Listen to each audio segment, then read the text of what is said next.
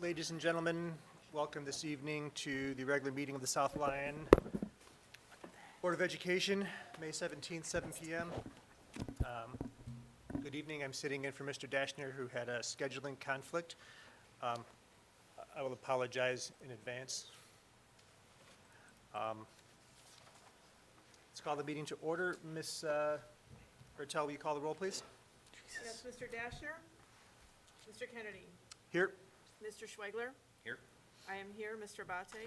Here. Mr. Leftwich. Here. Ms. Youngcliffe-Pierce. I am here.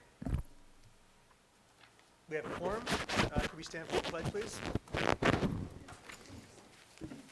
I pledge allegiance To the flag of the United States of America and to the republic for which it stands, one nation, under God, indivisible, with liberty and justice for all.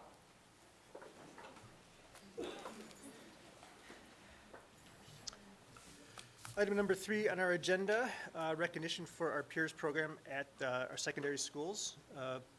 You have this one, Brian? Yes, thank you and good evening.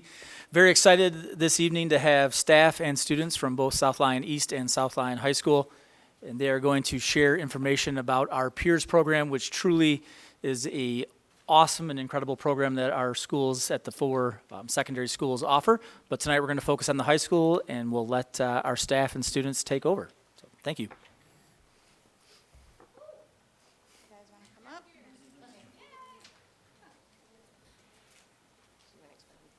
So we're going to do this in 2 parts. So South Lyon East, we've been doing this now for about 7 years. The whole purpose behind the peers is more or less to kind of integrate our gen ed and our special ed students together and give them the support so that they feel included in everything. So you want to go? So here are some of the experiences. A lot of times our students have difficulty of not being invited to things or having outside activities to do. Our peers and our students have really embraced this. So they've taken the initiative to make, going away packages for when they're seniors. We had our homecoming king was one of our students with the peers. And then one of our other students was on the football team as kind of the helper of everything. So peers means positively empowering and encouraging our students. Keep going. Okay.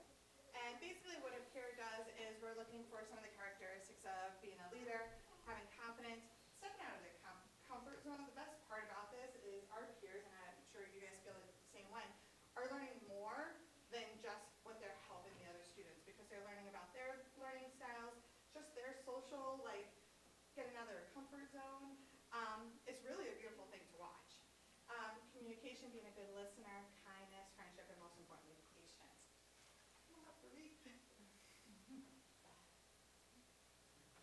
So peers is an elective. What we end up doing is usually our sophomores, juniors, seniors. Ruby has blessed us this year as a freshman and has been one of my most phenomenal peers. And instead of going to an elective class, they kind of push in with the classes and they help out our students. So it's working on social skills, making friends, understanding the materials, overcoming some of the difficulties. And adults can sit there and us teachers, even our special ed staff can sit with students, but when it comes from a peer, it's just welcomed a lot more. And most importantly, just being a friend. So some of the responsibilities that we grade on are their attendance sheets, weekly journals, and reflections. So we'll give them a prompt, we'll give them a video, and then how can you take this into the classroom and working with your students to kind of help out. Helping the teachers as well, working with accommodations for the students. And then some of the things that we talk about as far as reminders to the peers, while you're helping your peers, you're also supposed to be ensuring that you're their friend. So that's one of the blurred lines that we get sometimes is that they feel that they're the teacher or the helper and they have to they're in charge of discipline. And what we always tell them is you're their friend first, right? So you're not here to, you're not here to correct them constantly. That's the teacher's job. You're just there to be there to support them and just give them a good social cue. And the change. So some of the things that we're looking at doing. This is one of our students. Is she was looking at how to appropriately deal with situations, how manners, how everyone is different. It's okay. And then she was just kind of looking at what other resources we can put into the peers program.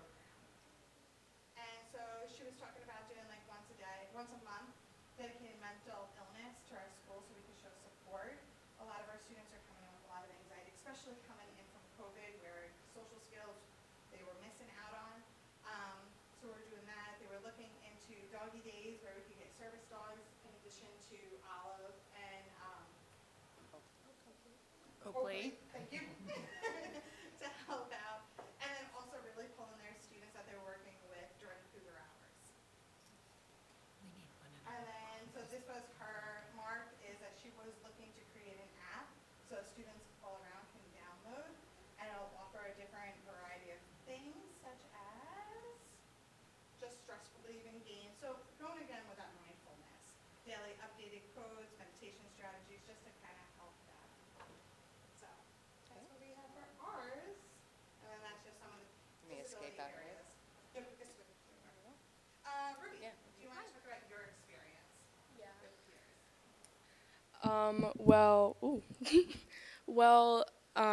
Going into peers, never doing it before my freshman year was a little challenging for me, and especially because I got such an advanced student my first semester, it was very life-changing, I will definitely say that, being so close to this very sweet girl who really doesn't know how to connect very well, and helping her understand really just made an impact on my life, and it changed me forever. And I absolutely love peers, and I would like to pursue it way more. I really enjoy doing it. And now that I'm in second semester, first semester I was working with one student, and now I'm working with multiple. Working with multiple, in my opinion, is a little bit easier than working with just one because my student was very advanced first semester, but second semester is a little bit toned down now, and I have about 4 or 5 students that I work with now. Yeah, and that's about it for now. All right, Brody can do it. You're good with that? You're going to do it? Yep, she can, okay. Hi, I'm Courtney Hittersman. I'm from South Lyon High, and I'm officially my new troop here. Kind of taking a different approach on this because she got the nuts and bolts of what the program is about and what we're doing with the students for the curriculum and the academic part of it. What I've got is just, I'm kind of highlighting what it is we've done this year because this is being back from the pandemic. It's been really nice because we got a chance to really delve into the social component because that's what these kids are really looking for right now is a connect and finding a lot of kids that are not. And so that's what we have to do with the peers program this year. So a little different than yours, we call it positively empowering and encouraging relationships because that's what we're working with the students. We call those peers, and these are my mentors that work with them. Okay, so, I won't read all of that to you, but who are we? It's just that it's a general education course where the students work on supporting students that have either identified academic, behavioral, or social concerns, or all of the above, and they support them. This semester I've got 42 mentors, so this is 5 of them. We've been able to support 28 students in one or more of their academic classes. We are supporting one student who's BLP, 2 classes within the post-secondary programming, as well as the adaptive PE. There are 2 or 3 peers that go and support the self-contained classrooms down in G-Wing, which is for students that have cognitive impairments, as well as taking groups of those students out into their own electives while they're being mainstreamed. So we've got kind of a mesh of people that we're working with here. The one pride and joy that we have this year was we implemented lunch peers. It was kind of a tough sell, but I got my way, so I was very excited. So these, Caitlin, Patty, and Alyssa are my 3 lunch peers. They're also kind of like my little executive board to the program. I run things through them because they're able to help me implement them, especially with them having access to all students. They provided a time at the beginning of the year to make sure all the students had somebody to sit with. And then they were partnering up kids that they knew had similar classes. As the years gone on, they've gotten to know all the students throughout the entire building, and they can pretty much tell you everything they like. And then they started up on their own, hosting game days on Thursdays. So on Thursdays, different groups of kids come up for lunch, and they play games and socialize in a little bit of a more relaxed environment. These are just some fun things that we put together. I encourage the mentors to get their peers involved during the Spirit Week, as well as we created a Spirit Week scavenger hunt around homecoming time, and so were trying to compete, and the winners received lunch. We went to the Red Out game, homecoming, and homecoming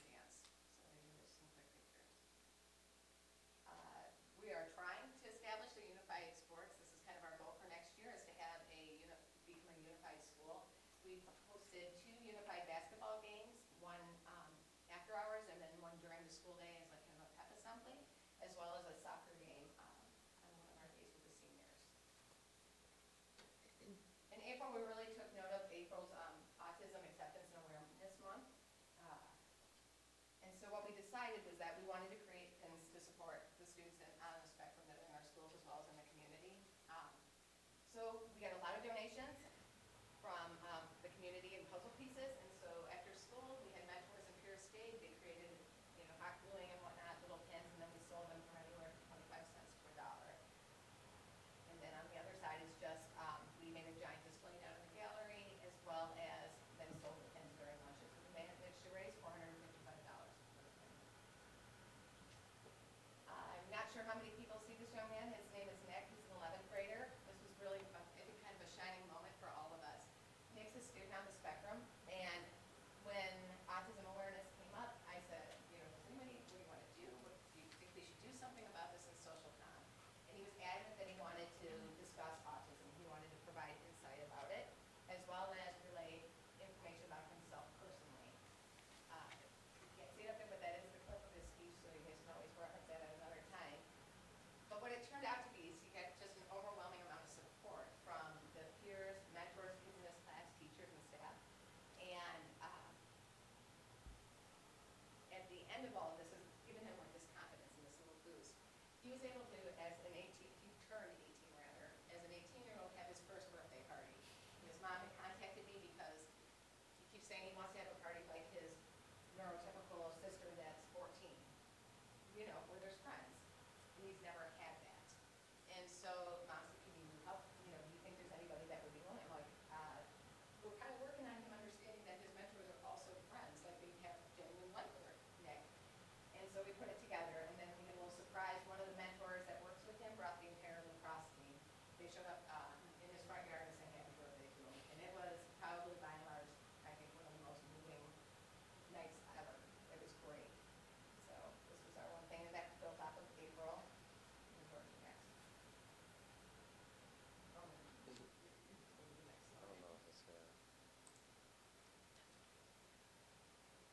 Trying to build socialization in an authentic situation for the kids can be difficult, and in class we're often focusing on the academic portion of it. So I've tried to create different outings for them where really it was on the mentors to go ahead and do the planning, how they're going to get there, as well as what they're going to do. I'm here just in case of an emergency, but this is all on you guys to handle. So we had 2 outings. The first one was bowling at Pins, the 52 peers and mentors showed up for, and last week we did an event over at the arcade in Brighton where 42 peers and mentors showed up. These are just the key pictures. So this is bowling. It was pretty fun. And then the next one is the pinball games. And we also had another surprise party. When the parents signed on, said, I don't know if you know this, but that's my son's birthday. And he's never had a birthday with anybody but his family. Could we please bring a cake to this event? So we did have it. And so everyone sang happy birthday. And Parker was kind of pleased by it. A little rigid. So that was kind of cool. And then this was just our goals for next year. We were looking to get a social media account, which actually we did today because, well, one of them did it because I can't figure this stuff out on my own. And then I want to incorporate hallway mentor peers together so that during the hallway, a lot of times our students go directly to class. We want them to have that experience of you're hanging out. It's not a task to do that we're checking off every, hour. Become a unified school. I'm looking into throwing on end of the year picnic, and then a former mentor activity pass, because people that were in the peers program last year as well as now still ask about the students that they work with. And so they were wondering if they could attend some of these events that we put on and get notice of them. And so we thought we could do that. And then just some more activities and just sort of continue, building relationships, because that's what this is about. So, and these ladies can go ahead. All right. So my name is Kaylin Swike, and this is my first year in the Peers program. I'm a lunch peer, and throughout this year, us mentors have hosted a lot of social events for the students. These events not only allow them to experience social connections outside of school, but it's also without their parents, just hanging out with friends more in I guess a normal environment outside of school. It also helps us mentors and the students build social skills, meeting new people and making new friends. So that's really awesome. And then, like Mrs. Hindersman mentioned, we went to the bowling alley and we did the arcade, and we're looking forward to putting on a lot more events. So being a part of the Peers program has been an amazing experience for me, and it's just really moving to see like how much impact everyone can make in the community, and it has actually solidified my decision to go into special education. So I'm really excited to see what the rest of the year brings and next year.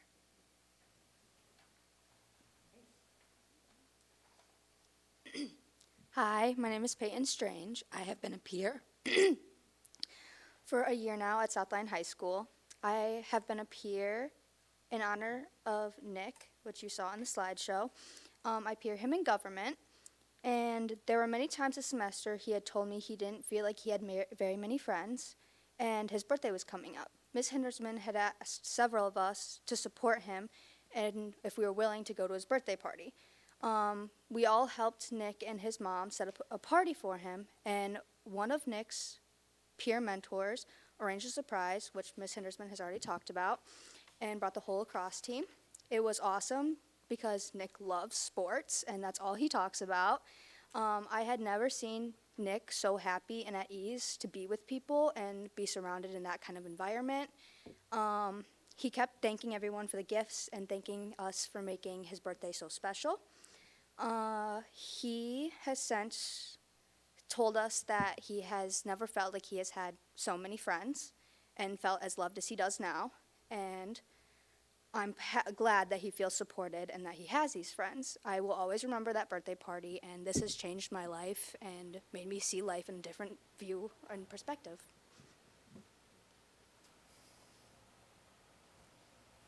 Hi, my name is Alyssa Sider, and I'm a junior at Southline High. I've taken part in the Peers program this year and last year as well. One of the best things about high school for me was becoming a peer mentor. Our Peers program grew so much from last year that we were able to have lunch peer mentors. I'm one of the 3 mentors. This support was a fantastic addition to our program. It has been a game changer for so many students. Myself, Kaylin, and Maddie spend our 4th hour having lunch and having conversations with identified peers. We work to create friendships between students and make sure no one is sitting by themselves. On Thursdays, we host game days, which are well attended by peers. Being a peer is honestly my favorite part of the day. This program has not only helped grow relationships, but has solidified that I want to continue my education in college and become a secondary special ed teacher to continue growing and supporting peer programs.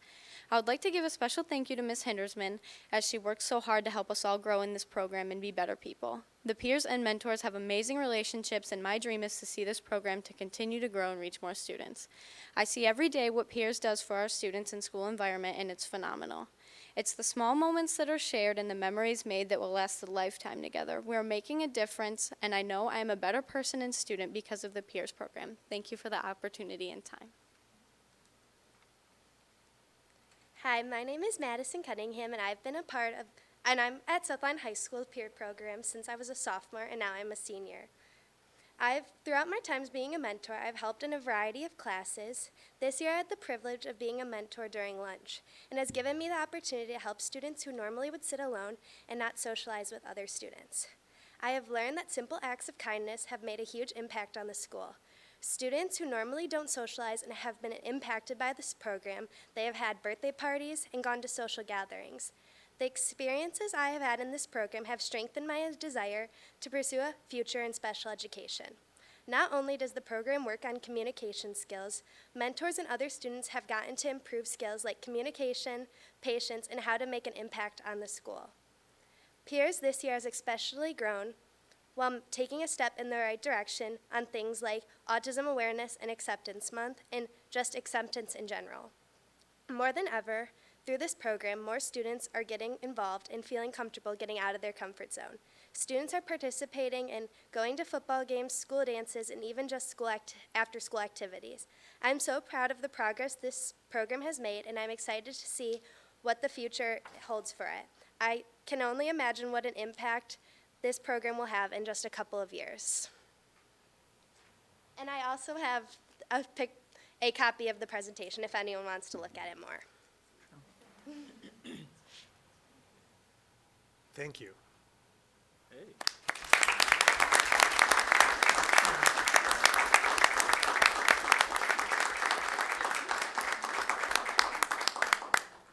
Just a quick comment. I don't know if you all realize how impactful you are. When my wife was telling me the story at the birthday party a couple weeks ago, she was reading her text, and she was bawling her eyes out.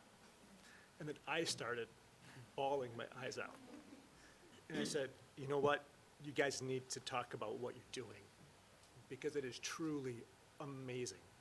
So we thank you very much. Thank you. Thank you, teachers. Love you. Anybody else? Yeah, so I was fortunate enough to have a peers program in the building where I was a principal and still there, and they in our feeder high school as well. Just the simple connectedness that you're creating is key to everything. It changes the entire culture of your school, which then reverberates out into the community. And just the authenticity of it, you know, it's just, it's super inspiring. And so I'm so glad that you're involved in it. I'm sure that you have discovered that for as much as your peers are learning from you, you're learning a tremendous amount from them. And just keep driving, keep growing it, keep going, and enjoy every minute of it, because it's probably gonna go by fast, but you'll know when you are leaving what just an enormous mark you'll have made on the entire community. So thank you so much for what you're doing.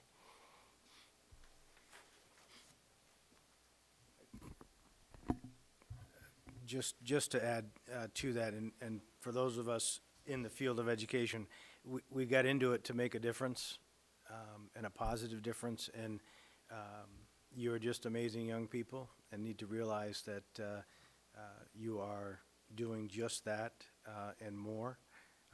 And we couldn't be more proud to have you as part of our district and representing us. Mr. Toth, I don't know if it's too early to start scheduling interviews, Nope. We'll sign him up right now. but at least, even if we don't go through the formal interview process, we know who you are and we know where to find you. So if there's anything else that we can continue to do to help you along that journey, we would be more than happy to do so. So thank you. Thank you.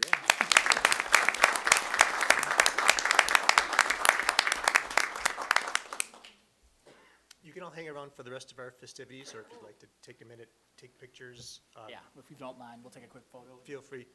Do we want to take a 2-minute pause? That's true. Yeah. Let's take a 3-minute pause, and then we'll resume. Thank you, guys. Thank you, Ms. Courtney. No, the first group were through East. Thank you.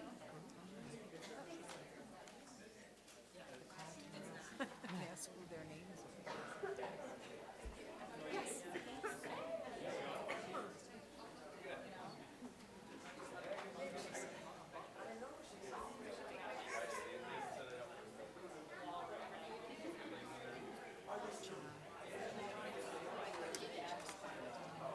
What's that? They don't have the presentation. Oh.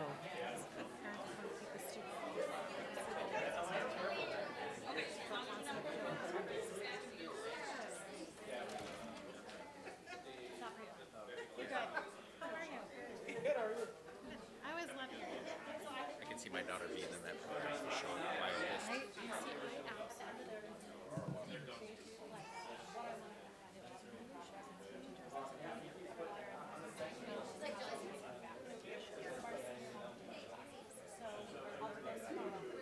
So do you know all the schools to find out the names?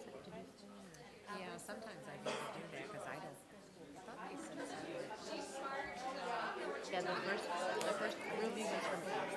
The first girl that spoke, the blonde, she was from Southline East.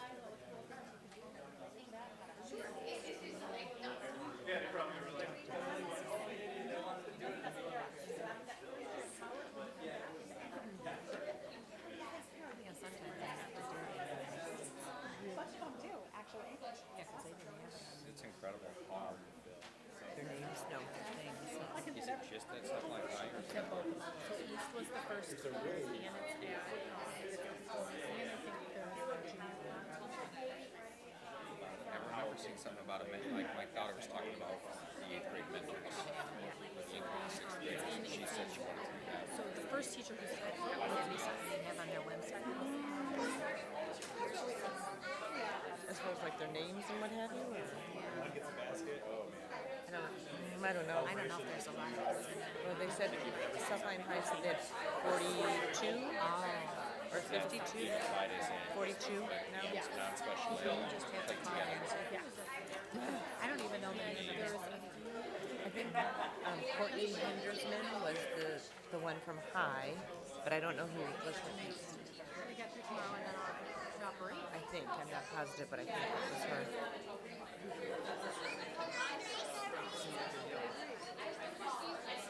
The first one? Like the old one. The one in the floral dress, I think, is Courtney Henderson. And there was an initial person. Going in, I don't know her name. starting. I don't think she ever said her name. Oh. That was like crazy. Yes. Some pizza the other night that dough was literally almost perfect. Hey, that's good.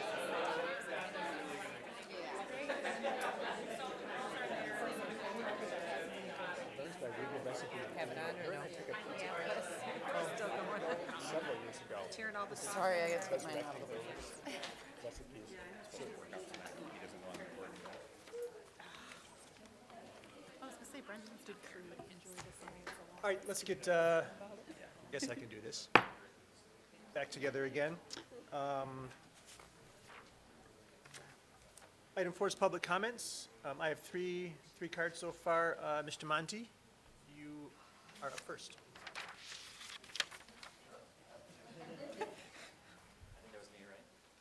Yes, you're up first. Hi, Brenton Monty, representing the SLEA. I have a few good things to share. Grace Hoffman was nominated. She has a seeing impaired student, and to help this student with graphing and grids, she and her dad literally made an enormous pegboard, coordinate plane grid out of wood, for the student to be able to see, use, and do the math in their systems unit. The D&D and Magic Club over at Millennium Middle School was nominated. On May 18th, the D&D and Magic Club will have their final meeting of this school year. The club started during the 2019-2020 school year when an 8th grade student asked Mrs. Wilson, an 8th grade science teacher, if she would sponsor a D&D and Magic Club. Ms. Wilson did not hesitate to volunteer. Starting from scratch, she got the club up and running in a couple weeks. Unfortunately, that spring, the year was cut short by circumstances beyond anyone's control. But during the 2020-2021 school year, all of the meetings were held virtually. This year, students were on a waiting list due to limited space. During the year, the club meets every other Wednesday after school from 2:30 to 4:30. During the first semester of meetings, Mrs. Wilson was the DM, the dungeon master, for the group of beginning students. Mrs. Wilson has said D&D is a great way for students to be creative and collaborate with like-minded peers. The students are having so much fun that they don't realize they're actually applying math concepts, problem solving, and critical thinking skills. It's a nice escape from the world for a while, and I hope we all roll 20. Dawn Motley nominates Haley Hagen and Zach Brennan. Dawn says she is lucky enough to work with Haley Hagen and Zach Brennan at Dolson, but she is also blessed to have her 5th grade daughter in their classes. Haley is her teacher and Zach is her math teacher. She wanted to recognize them for their outstanding work with their 5th graders this year. They went to 5th grade camp this week. Her husband went as a chaperone as well. He mentioned how awesome Zach and Haley were with their parents and the students, and cannot tell you how excited their daughter was when she came home from camp. After such crazy COVID years, these last couple of years, Haley and Zach have done a wonderful job getting the 5th graders to get some normal back into their lives. As a parent, she says she cannot praise them enough. As their colleague, she could not be more blessed, and they are doing an outstanding job. And I think Ms. Cherry has some other ones to share. Thank you. Ms. Cherry, you're next on the list. Cherry, Southline East, representing SLEA. A couple more good things to share here. We had Chris Casa nominated Brenton Monty and the middle school track program. She said, I have more than a good thing to share. In fact, I would call it a great thing. This year, our middle schools were without any track coaches, and the entire season may not have happened until Mr. Monty stepped in. He reached out, he found staff members and parents to be coaches, and saved the season. So far, our teams are off to a great start, and kids are loving being a part of the team. If it had not been for Mr. Monty's dedication and commitment to the kids at both Millennium and Centennial, they would not have been able to have this great experience. If you find time in your schedules, Chris encourages you to come out and cheer for our middle school teams that at their remaining home meets on May 18th and May 23rd. And then the CMS 6th grade science teachers were recognized. The 6th grade students at CMS created models of hybrid fruits on their science class. They then presented these hybrid fruits to farmers, classmates, to try and sell their fruits. They explained how they created their hybrid fruits using genetic principles from the units. They explained the traits of their hybrid fruits and how they were beneficial to consumers. They then had to explain to the farmers how to continue to create this hybrid fruit consistently at their farms. Students enjoyed making creative models, showing how much they learned in the unit. It was also the first time they presented anything to their classmates. Many of them were surprised that it wasn't as scary as they thought and picked up some great presentation skills along the way. For example, they learned not to point out their mistakes on their presentations, as many people don't even notice them until you show them. So that's what I've got. Thank you. Next up, Ms. Corvino.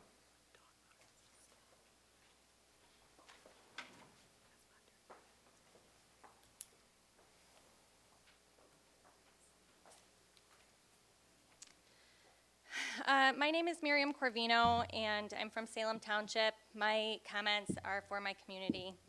I come in here every week, and I just want to thank some people in our community who reached out to me and offered some encouragement and some constructive feedback. One of the most popular things I hear is that I really need to get my crying problem under control, and I know that. But knowing that there are other concerned citizens in our community kind of helps me heal that. So I'm grateful for the cups of coffee that I've had since the last time I've been here and a couple of lunches. But I'd like to go further and say, if you're having conversations in your head about what you might like to say up here, you can't get any worse than me, so you should just do it. Come up here and talk, even if your voice shakes, or even if you get an ugly cry face. So for the past 5 months, I've been meeting with educators and subject matter experts from across the state. I've been networking and exchanging information with others, pinning down trusted sources on the public domain and analyzing different data sets. And I've also been observing and noting the responses of my elected representatives, and in particular, those in the Michigan Democratic Party. I'm still kind of mad that they told parents in January to butt out or pay for private education at your own expense. And I'd have an easier time accepting their apology if they didn't also vote nay with protest for a resolution reaffirming parents' rights in public education. And even today, our current school board also just won't reaffirm parents' rights. So combine that with the fact that the National Education Association is giving legal advice to keep secrets from parents and funding organizations to weaponize the federal government against parents based on a lie out of Michigan, I'm still kind of mad. And I don't know if you've heard, but the federal government has used the Patriot Act to literally spy on families in Livingston County. There's a lot of corruption going on, and we have a big problem on our hands. I also don't know how much you've heard about some of the books coming out of our other districts that are on their library shelves. They're pretty gross. And they're in neighborhoods like Troy, Rochester, and Novi. And I think it's really important to make a point to tell you that one state Board of Education member today defended it. She's the same woman that championed a resolution to work around legislation specifically meant to ban CRT, and the same Marxist who said that she would continue to dismantle the system in every aspect of society. And I have to say, looking at the trajectory of public education, I believe her. Public education loses on average 13,500 students per year, and in the last 2 years that number quadrupled. 65,000 kids out of 70 did not come back this year.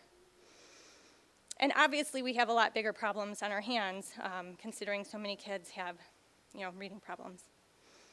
but I'd like to share some of the things that I and other parents across Michigan have been discussing and discovering, and I'd like to do it in a forum that is open to dialogue. So I'll be hosting a recently retired teacher from a neighboring community at the Salem South Lyon District Library on Saturday, June 4th.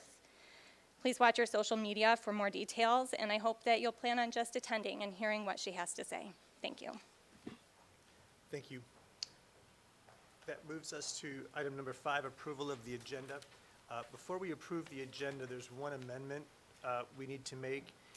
In section B, which is item 12, we need to present our preliminary budget before we can approve our millage rates, which is item number 11. So we'd like to move item 12F up to right before item 11 when that time comes.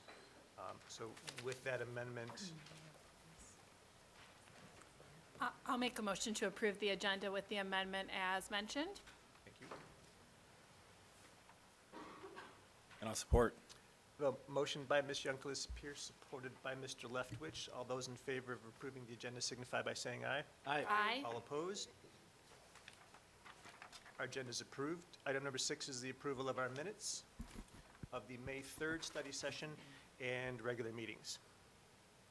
I'll make a motion to approve the minutes from both of the May 3rd meetings. And I'll support. Motion by Ms. Youngquist Pierce, supported by Mr. Leftwich. All those in favor of approving the minutes signify by saying aye. Aye. All opposed? Our minutes for May 3rd are approved. Item number 7, approval of the bills. Those would be the April 2022 prepaids, the May 22 bond bills, the April wires and ACH transactions, and the April revenue report. I'll move to approve the bills as presented. I'll second. Motion to approve the bills by Mr. Schwegler, seconded by Mr. Abate. Would you call the roll, please? Mr. Tell? Comments? Oh, there are questions or comments? No. Would you please call the roll, Ms.? My Mr. apologies. Schwegler. Yes. Mr. Leftwich. Yes. I vote yes. Mr. Bate. Yes. Mr. Kennedy. I vote yes. Ms. Youngquist Pierce. I vote yes.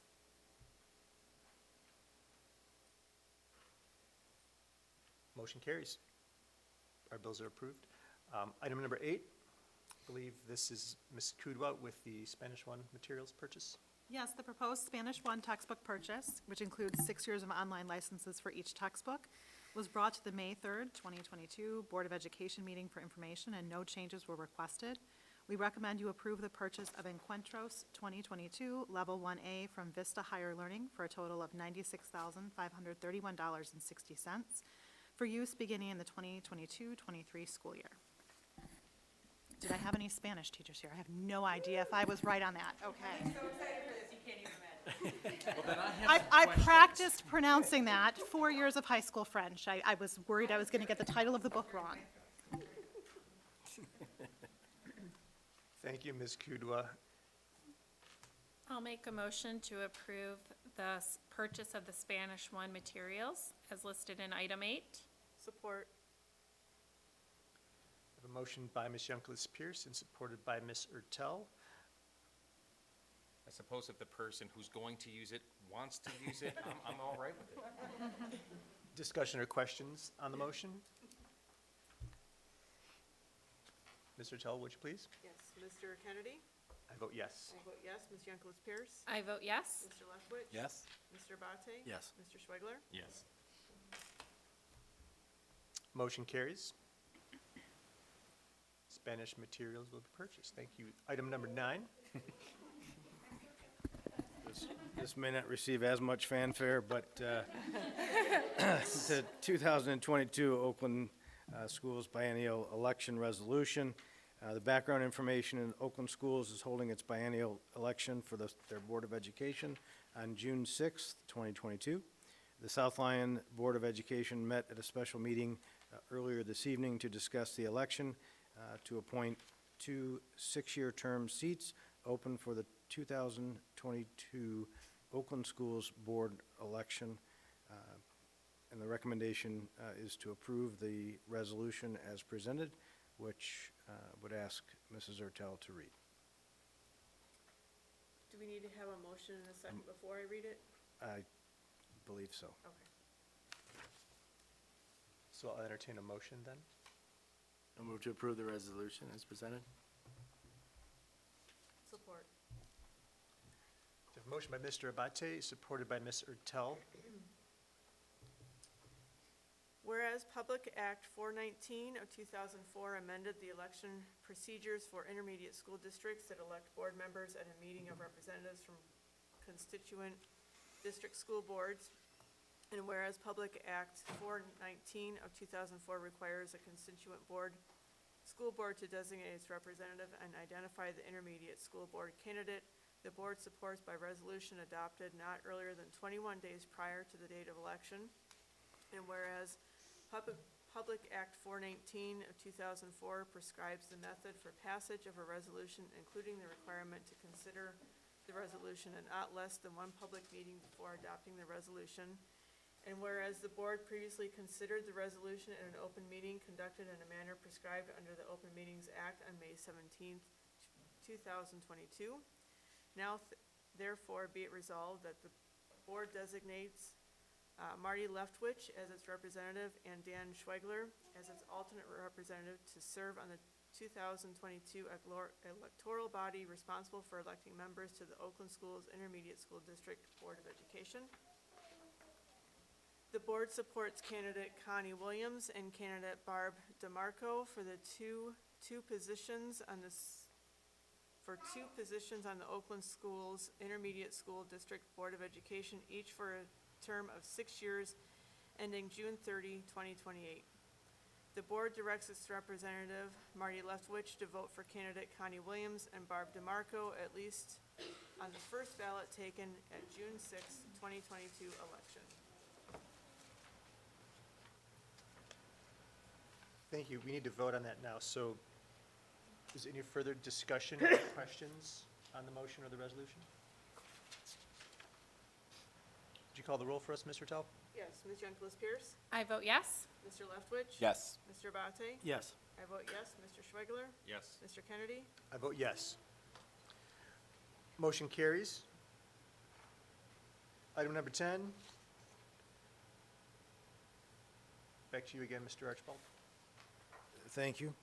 I apologize. Again, this is the 2023 Oakland Schools ISD Budget Resolution.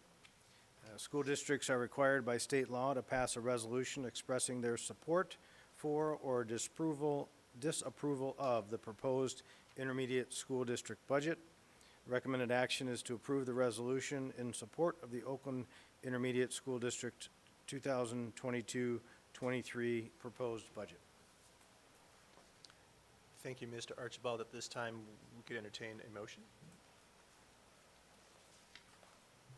I'll make a motion to approve the item as listed in number 10. A second.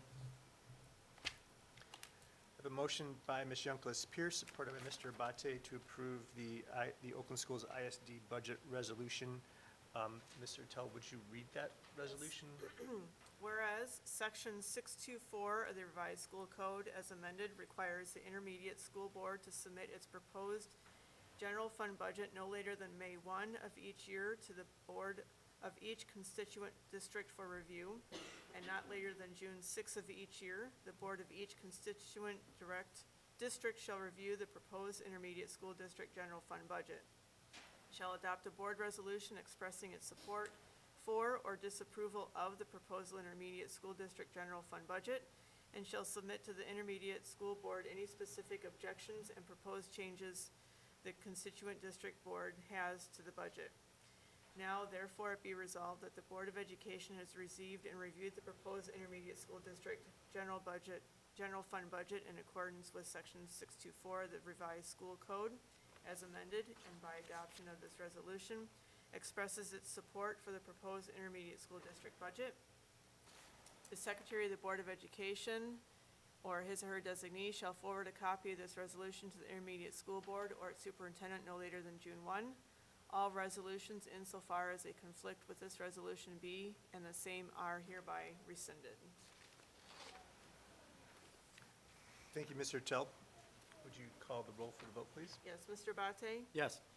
I vote yes. Mr. Kennedy? I vote yes. Ms. Youngquist Pierce? I vote yes. Mr. Leftwich? Yes. Mr. Schweigler? Yes. 6-0, the motion carries. That brings us to Ms. Witt for the preliminary budget, which was enclosure 11 in your packets. Please.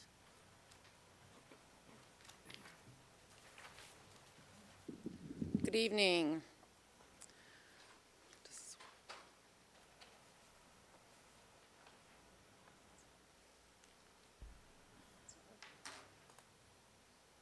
All right, there's 4 sections of the presentation tonight. The first, we'll start off with the state of the state, which talks about where the state of Michigan is with the school aid fund, where revenues are. We have not gotten to the May CREC, which is the Consensus Revenue Estimating Conference. So all of this data will be from the January Consensus Revenue Estimating Conference. At the Michigan School Business Officials annual conference last month, they are projecting that May revenue is going, or the conference is going to show more money than what was predicted in the January. So in the governor's proposal for 2022-23, her per pupil foundation was increased by $435, taking us from $8,700 per pupil to $9,135. The House proposed an increase to foundation of $300 per pupil, taking us to $9,000 per pupil for 22-23. And the Senate proposal included a $450 foundation allowance increase, taking us to $9,150. In this budget, we went with the governor's proposal, so we have increased by $435 per pupil, which is a 5% increase. The net increase of the foundation with a $435 foundation allowance increases our revenue by increases our foundation revenue by $3,595,284. Sorry. The governor also projected at risk at about $500,000 in an increase to special education from reimbursement to 8%. Which totaled about $1 million for South Lyon Community Schools between 31A increase and the special education reimbursement increase. We did budget in this budget for the special education reimbursement increase, but not the 31A. The 31A we budgeted as is.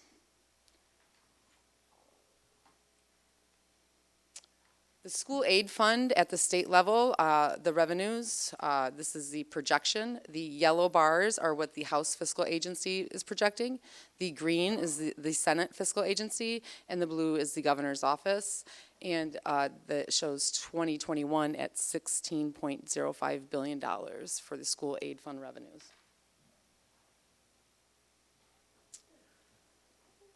This also includes general fund. You can see for fiscal year 22, what they're estimating the school aid fund to be. Fiscal year 2023 has an increase, and fiscal year 2024 also has an increase. These differences are from, the bottom graph is the differences from the previous May 2021 consensus revenue estimate. So they also increased. The school aid fund is increasing from the previous conference in 22 and 23, as well as the general fund for the state. The school aid fund revenue from all earmarked taxes in the lottery will total an estimated of $16.1 billion in 2023, and that is an increase of 0.9% from the January consensus revenue estimating conference. The 23-24 school aid fund revenue is estimated to be 16.3 billion for 23-24, and that's an increase of 1.7%. This is a graph that the state provides us for projected MIPSers costs. It shows you, it starts there in 2020, paying about $3.5 billion into the retirement fund at the state level. It significantly increases all the way to 2038. That's when they are projecting that the underfunded liability accrual rate will be paid off. So you can see in 2039, that drops way back down to what we've seen pre-2012 for district retirement costs.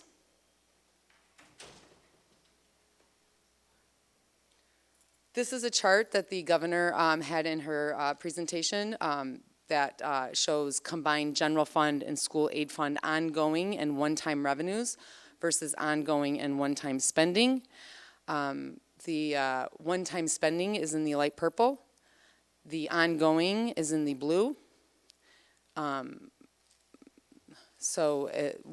have one time, they are, at the business conference, a lot of them asked with this projected revenue and the increases, is this going to be sustainable? So they're showing that not a lot of it is one-time payments, that most of it is ongoing, and they're projecting that these increases are going to be sustainable in future years.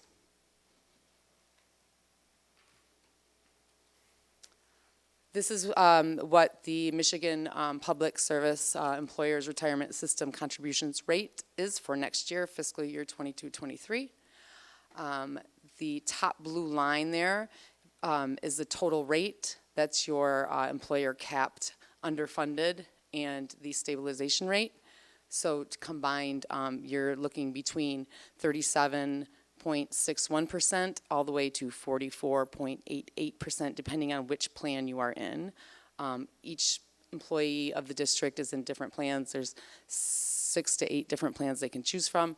So what we do is, for our budget, is we take all of last year's salaries and divide it by all of our last year's our retirement rates and come up with how much we spent actually last year compared to salaries in retirements, and that's what we budget for the following year.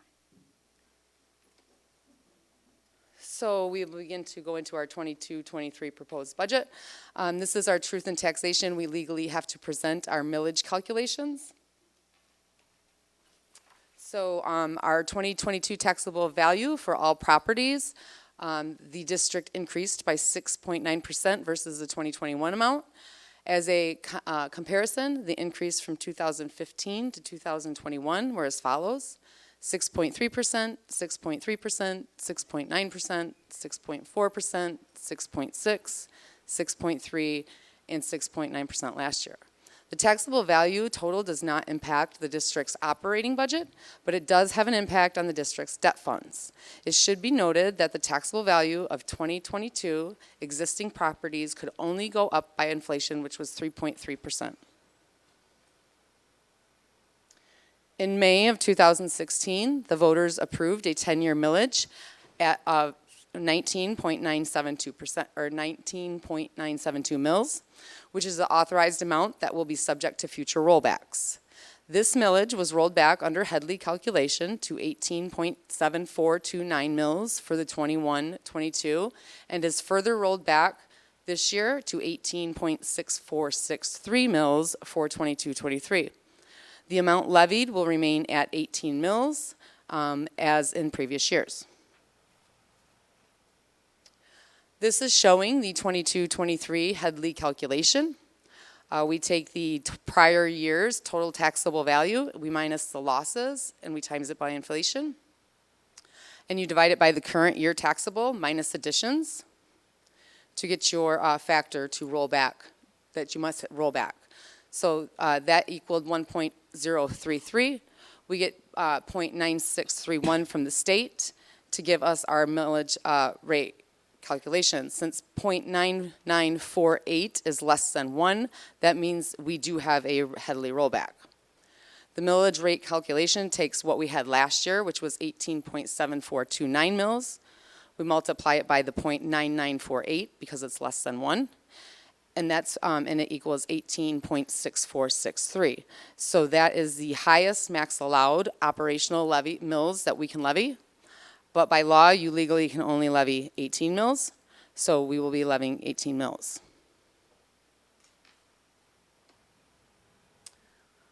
The 2022-23 debt levy calculation was based on the total taxable value of the district and the current schedule of bond principal and interest payments.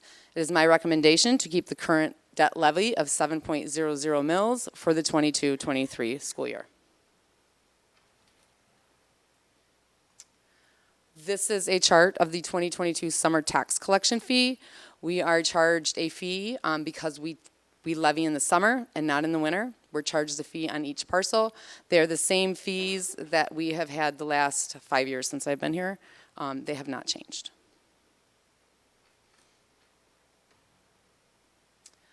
The Finance Committee met on April 4th, 2022 and May 11th, 2022, and we reviewed the proposed budget. We discussed things like student enrollment and which proposal, Governor, House, or Senate, that we wanted to use for budgeting purposes. And SLEA members were there to review the line item budget and ask any questions. So our 22-23 proposed budget general fund overview, we have a total revenues of $101,918,068. Total expenditures at $100,675,161. We have a net operating profit of $1,242,907. When you take the transfers out into other funds of $721,000, that leaves us a net increase into our general fund balance of $521,907.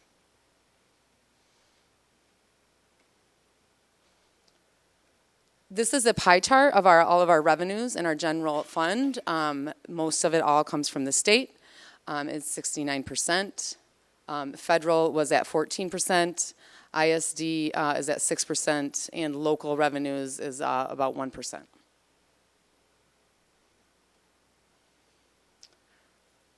So in this budget, we have a $435 foundation increase, bringing from where we're currently at $8,700 per pupil to $9,135 per pupil.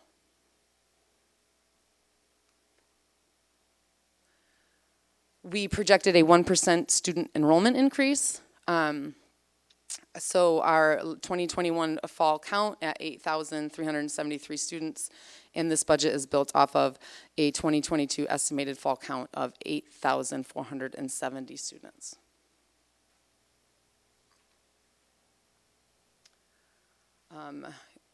We're back at a blended rate this year, or the regular 90-10 percentage split rate between your fall count and your spring count.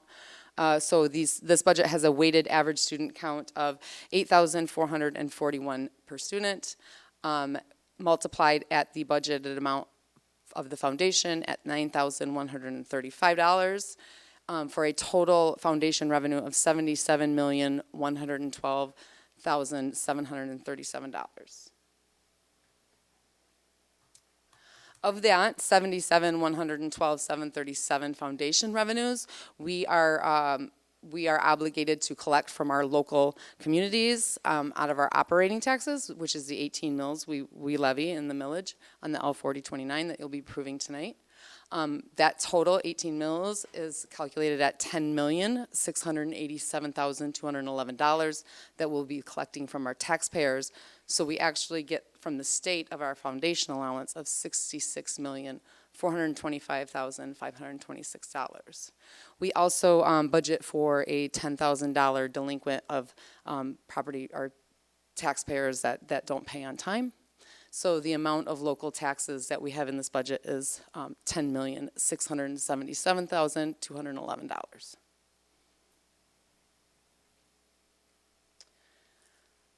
These are the MIPSers that we receive back from the state. So they try to help us fund some of the retirement costs through state aid.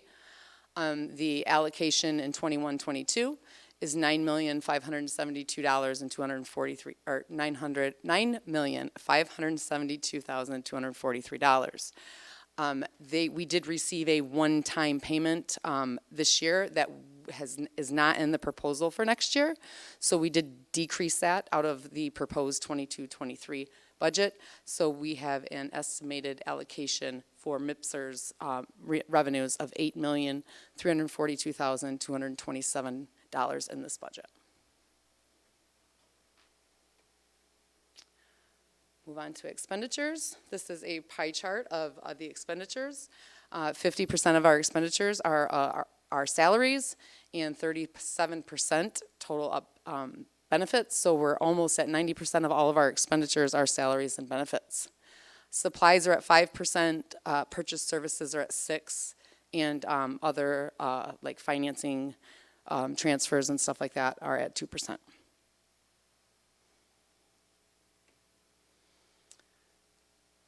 This budget is built at 62.5 of estimated per pupil increase. So that per pupil increase is 5%. So that would give us a 3.12% increase to our salaries. The MESPA is at 65% of the foundation increase. So they would be getting a 3.25%. This budget does include steps, new hires, retirements, resignations. There are no layoffs, but I should have removed that word. It also includes 5 additional general fund FTEs. Overall estimated increase is to salaries is $2,609,485 in this budget. The fringe benefit cap PA 152 increased by 3.1%. Any difference over the hard cap is going to have to be paid by employees. The overall estimated increase for that is $356,758.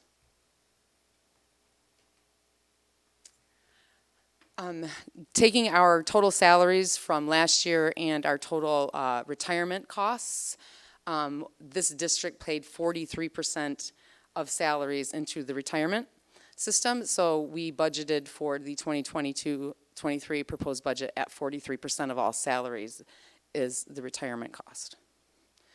That cost increase is $1,898,825. This just compares the 21-22 proposed budget to the 22-23 proposed budget. We have an increase in salaries of 5.17%, benefits of 4.90%.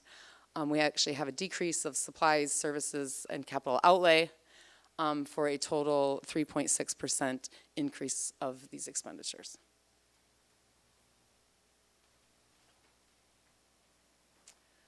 We've added 5 SLEA staff positions in this budget.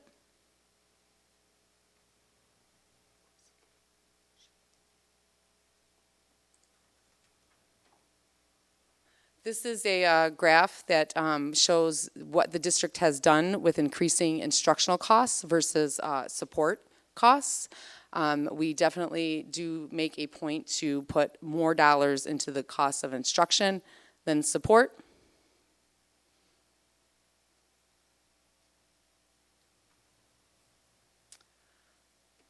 As we all know, Proposal A was never intended to fund all schools equally. Although last year the governor did make some progress on closing the gap. It's not closed all of the way. So in her proposal, the only thing that is not getting funded at the same rate with the increase is the cyber schools. So in any of the proposals, it doesn't look like it's closing the gap this year, but last year we closed it a lot. This is a chart of different schools in Oakland County. Southfield gets $11,471. This is the 21-22 foundation amount. Farmington got $10,533 per pupil. Novi gets $8,948. South Lyon is at $8,700, which is minimum foundation amount. The column to the right shows you how much more those districts get with our student count from this year of 8,364 students. That's how much more they get than we do because of the additional foundation just in their state aid payments.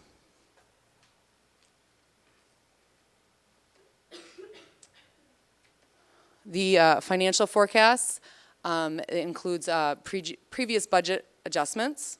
So any adjustments we made for this proposed, the forecast assumptions include those. It includes revenue and expenditure changes since this month, May of 2022. It includes revised state aid and enrollment projections. Just on the next slide. So in these projections, we are only projecting a 1% each year student enrollment increase, and we're projecting 1.4% foundation allowance increase.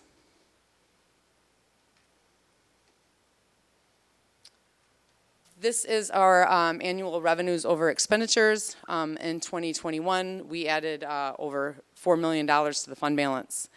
In 21-22, in our first amendment, we are projecting about $700,000. So you can see that last year, and it's because of that super blend that we were able to get. We can't do that in this year, and we won't be able to do it in the proposed. So you can see that increase come way down.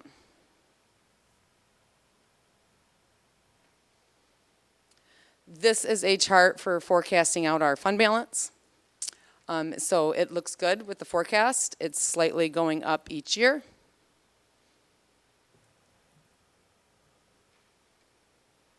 This is a bar chart of the percent fund balance of the general fund. And these are estimates. So just because one bar goes down, like you can see in 22, 23, that's the percentage. So the percentage is calculated off of the fund balance divided by total expenditures. So if we have a lot more expenditures in that year, if we get one grant or something, then it's going to make the percentage go down, but it doesn't actually mean the fund balance is going down.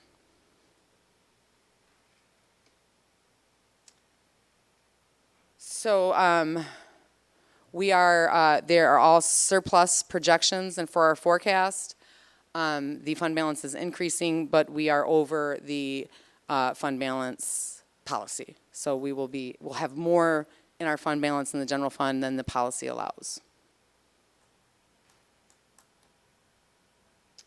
The employee contracts, the Teamster contracts ends at the end of next month. The MESPA contract expires June of 2023. The administrator's contract expires next month, at the end of next month, and the SLEA expires August of 2022. So we the state's saying that they're going to have the school aid fund budget passed by June 30th. We don't know. Hopefully they do like they did last year. The board approval of the proposed budget will come back to you guys for approval on June 6, 2022. We will then finalize budget documents in June and July and amend a budget in the fall based on actual student count after the October count and per pupil funding amounts as passed by the state. And that is the end. Thank you. But don't go away, because you're next. Item number 11 is the 22-23 millage rates that we need to approve. Well, maybe not necessarily that we need to approve, we need to vote on. Make that clear. So the agenda item is being presented for action today, as Washtenaw County now has moved up their deadline to receive the L4029 to June 1st. I did send the L4029 to review our debt levies, and they did confirm what you guys are approving today is what we need to levy for our debt mills. So the recommended action is to approve the 2022-23 millage rates as presented. Thank you again. And with that, I'll entertain a motion. I'll make a motion to approve the 2022-23 millage rates as presented. I'll second. Motion by Ms. Youngcliffe Pierce, supported by Mr. Abate, to approve the 22-23 millage rates. Any question or discussion on the motion? Ms. Hertel, would you call the roll for the vote, please? Mr. Abate? Yes. Mr. Kennedy? I vote yes. Mr. Leftwich? Yes. Mr. Schwegler? Yes. Ms. Youngquist Pierce? I vote yes. And I vote yes. Motion carries 6-0. We've approved our millage rates. That brings us to Section B, Information and Inquiry. Item number 12 has several sections. Part A, Science Units of Study for grades kindergarten, first grade. I believe that's you, Ms. Kudwa. Thank you. In response to Michigan's adoption of the Michigan Science Standards, Kelly Engblom, our elementary curriculum coordinator, has worked with members of the Elementary Science Subject Area Curriculum Committee to make a recommendation for new science units for kindergarten and first grade.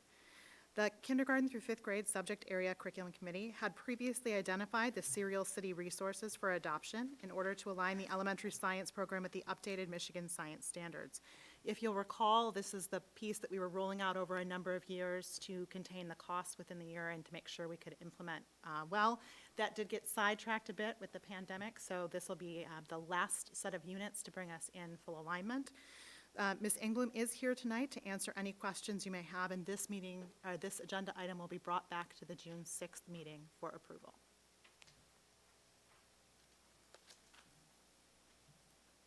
Anybody?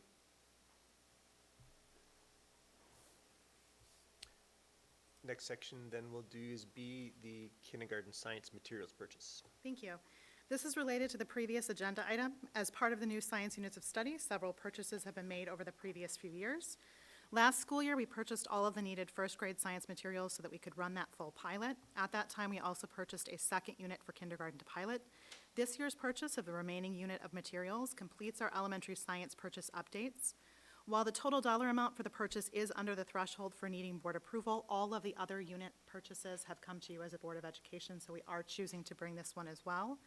We are recommending the purchase of 2 sets of life science plants and animals live here units for each school's kindergarten sections from Serial City Science for a total of $16,470. And Ms. Engblom is here to answer any questions you may have. And again, this item will be brought back with the units of study to the June 6th board meeting for approval. Questions, anybody? Very well, let's do item C. The marketing textbook purchase. In May of 2020, the Board of Education approved both the units of study for a marketing course at each high school and the purchase of the online textbooks needed to accompany the course. The marketing course was designed to include the hands-on running or co-running of the school spiritware stores within each high school. Due to our virtual start to the 2020-21 school year, the course was tabled and the online textbook purchase was canceled and refunded by the publisher. So we actually went through the entire board approval process, made the purchase, decided we weren't going to be able to run that course, canceled the purchases, and got refunded. The course did not start in 21-22 as we were unsure if there would be enough staffing to support the course. At this time, we are ready to offer the course for 2022-23. It is therefore necessary to repurchase the textbooks at this time. Our staff are still happy with their previous recommended textbook, which is Mod Marketing. We have asked the publisher, Stu Kent, for an updated quote. In 2020, the high schools had purchased 3-year licenses, so that is a length of time quoted by Stu Kent for the rebid. Several discounts are applicable with this purchase. The schools received 15% off because they are purchasing together, as well as a 5% discount for purchasing the 3-year license. This brings the actual 3-year total for both schools to $4,845. Teacher materials are included with the textbook costs, and as the book is an online textbook, there are no shipping costs to this purchase. This item will be brought back to the June 6th meeting for approval. Refresh my memory, did that price change? They worked very hard to get us a price that was comparable to what was previously quoted to us, and it is included in the board packet for the price amount. Got it. But we do appreciate Stu Kent working with us. Some of their prices have increased. Recognizing the situation we were in, they were very generous in the new bid. Other questions, comments? Mr. Rushball. Just to add, with the operation of the addition of the marketing class, obviously what goes along with that is the operation of the school store throughout portions of the day, before school, after school, and at special events. So we're very excited to have both schools, school stores operational.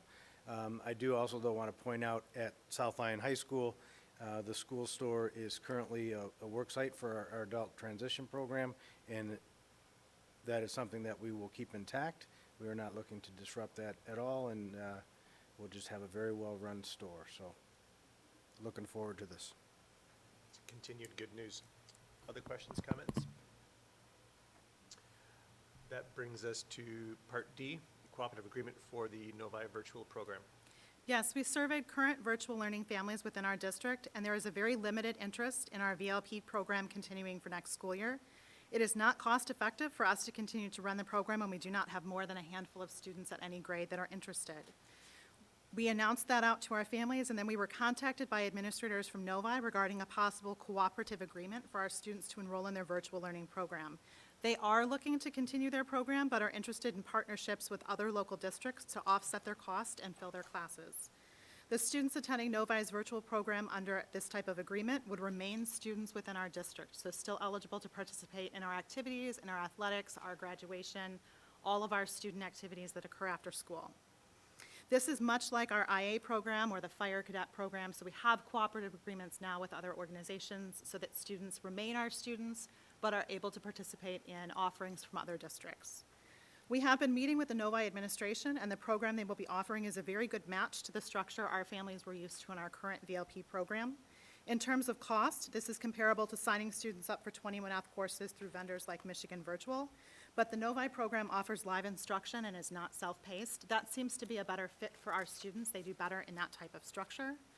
Our district would be responsible for special education testing and services, pupil accounting, state and federal testing, and again, we would provide those extracurricular activities and events. Students would also have a mentor through our school district. While we are continuing to iron out the details with the Novi administration, we do believe we will be able to come to an agreement both parties can be happy with. And we're bringing this item for information this evening and for approval on June 6th. I did provide you at your seats with draft copies of what that agreement might look like. We are still working with our legal counsel and Novi's legal counsel and the pupil accounting department at Oakland Schools to make sure everybody can be happy with what moves forward. So that is just a draft copy at this time. So again, this will come back to June 6th for approval. As soon as we have a finalized contract to consider, we will share that with you. Thank you.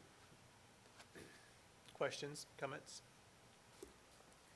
Great work for finding an alternative program so that we can keep our students and they continue to participate, but offers them, especially I think that in an actual staff member teaching it, and that live classroom makes a huge difference to a lot of the students who elect that virtual program. So great work. I agree. Two comments. I think it's a good program. I like that it keeps the kids to be able to do activities with, within the community. And on a purely selfish, do I have to read this at the next meeting? And I better make sure I have a glass of water. So no, because it will be an enclosure within the next one. Okay, Don't worry, Ms. Rochelle. Holy cow. It is quite lengthy. There's just small details within it. We're confident we can come to an agreement both districts can be happy with. We're just ironing out last-minute details within that, but we are very comfortable with their program and with the contract we've been presented so far. There's a lot of whereas. That's what I was On the reading first and page. thinking, boy, do I have like 10 pages to read. Yeah, when this came to committee earlier in the week, to me, it makes sense. It seems very feasible. From our research, the programs provided equal to what we would expect. The expectation is there on both ends. So to me, it just makes sense. We're grateful that students would remain our students. They're not leaving the district. If their family decides that virtual is just necessary for one more year and they're looking to return, they still have those connections with our district. They're still a student of ours. We still are having contact with them. So it seems like it's a good next step, as most families are opting out of virtual for next year and back to in-person. It just doesn't make sense to continue our own program with so few at any particular grade. Novi will have, they are estimating more students on average than we have that are interested. So they are looking to continue, and we are fortunate that they are looking for partners in that continuation. A couple things, if I can add. We are looking to limit, though we haven't determined a number yet, of students available from South Lyon for the program.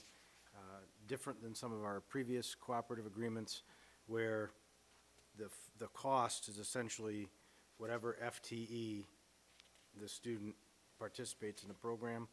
This cost is considerably less than that. In fact, probably less than half of what the FTE would be. So that is very cost effective for us to go this route. And also it is, based on our current numbers, is not impacting negatively our staffing for the coming school year for our in-person program. Just like there aren't enough interested students for us to consider running our own sections, there aren't enough that it would mean we have a reduction in our staff.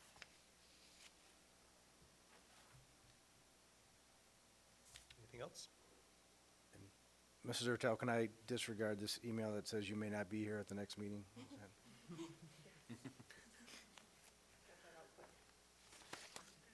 That brings us to item G, the 2022 summer tax collection fee.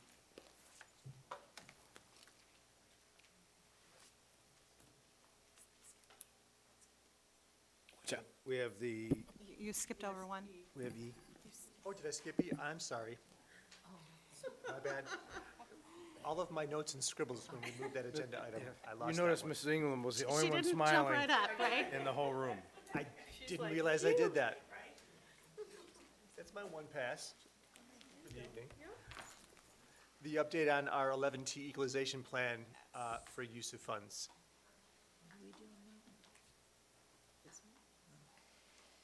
Okay.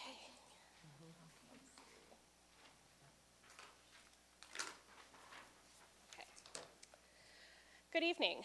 In tonight's presentation, I will be providing an update on our district's plan for use of the 11T equalization funds. Initial background information regarding the 11T equalization grant was previously shared in February. As a reminder, the 11T equalization grant is one of the grant funds that our district has received as part of the American Rescue Plan, or ARP, elementary and secondary school relief funding. This is just a reminder of the federally legislated allowable uses for this funding source. The allowable uses span both instructional and operational or systems needs. As was shared previously, the ESSER 3 11T equalization grant is a formula allocation, which means that our district receives a set amount of money based on the formula or calculation that is included in the legislation. Our district's ESSER 3 equalization allocation is $8,043,640. The expenditure period for this grant is March 13th of 2020 through September 30th of 2023.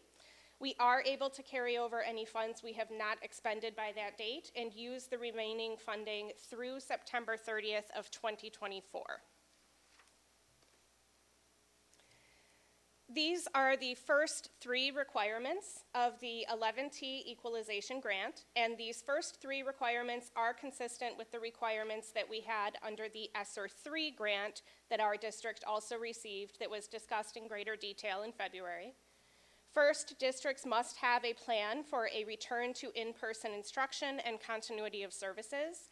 Since Michigan required districts to post an extended continuity of learning plan during the 2020-2021 school year, and districts posted those plans prior to the ARP legislation being signed into law, the requirement for us will be to post an update to our extended continuity of learning plan within 30 days of receipt of our ESSER 3 funds.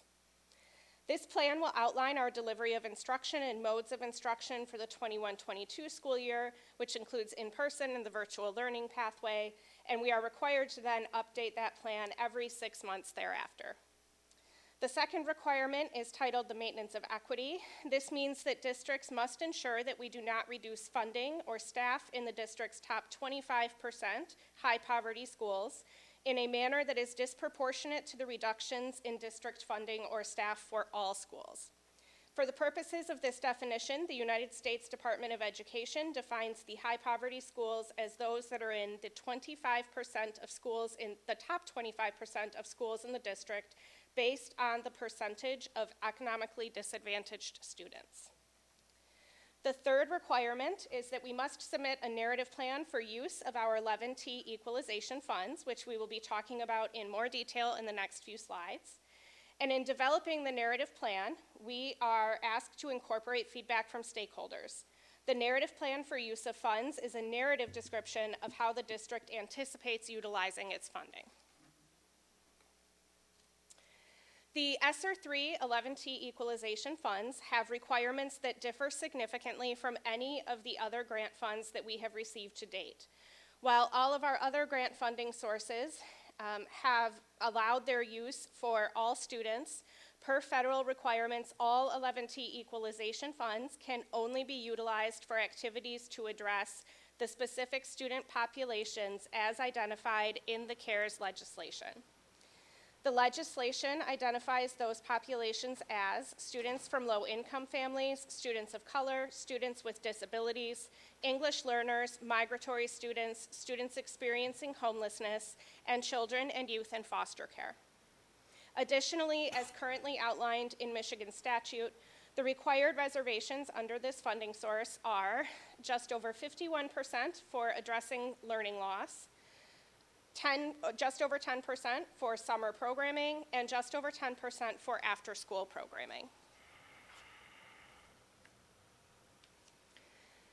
Input on the development of our narrative plan for use of funds has come from a variety of sources and includes both internal and external stakeholders. Since the ESSER 3 11T equalization funds are an extension of the ESSER 3 grant funding, the feedback and input process for the 11T equalization funding was integrated into the feedback process for our ESSER 3 funds as well. One source of stakeholder feedback was a survey which provided a list of the allowable uses for ESSER 3 funding and asked stakeholders to rank their priority of use. Stakeholder input as to needs and priorities also comes from regularly occurring meetings that are held as part of our district systems and operations.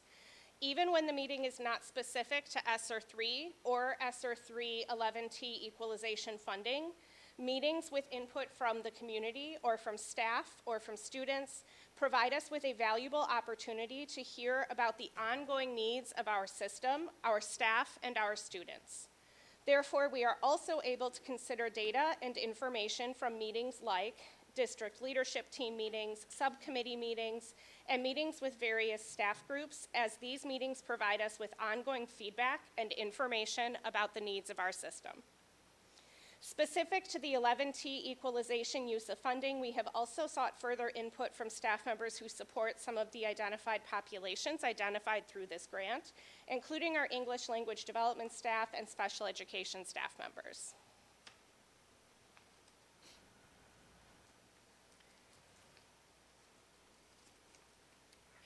These are the top 4 priorities that were identified through the surveys. Consistently among all stakeholder groups, staff, students, and families, social, emotional, and mental health supports ranked in the top 2. Social emotional supports include those that assist students in skills relating to peer relationship skills, social awareness, self-awareness, self-regulation, and responsible decision-making. Hiring of additional staff also ranked in the top 2 for all stakeholder groups surveyed, with the exception of students. Purchasing of instructional materials to help support accelerated student learning, and the purchasing of additional educational technology also ranked within the top 4 for the remaining top priorities of allowable uses.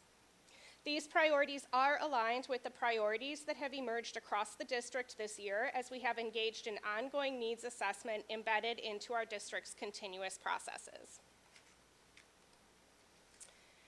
The United States Department of Education also released these 5 questions for districts to consider when evaluating whether the proposed ESSER 3, and therefore also the ESSER 3 11T equalization spending plan, is appropriate and aligned with U.S. Department of Education guidance. Will the proposed use of funds prevent, prepare for, and respond to coronavirus?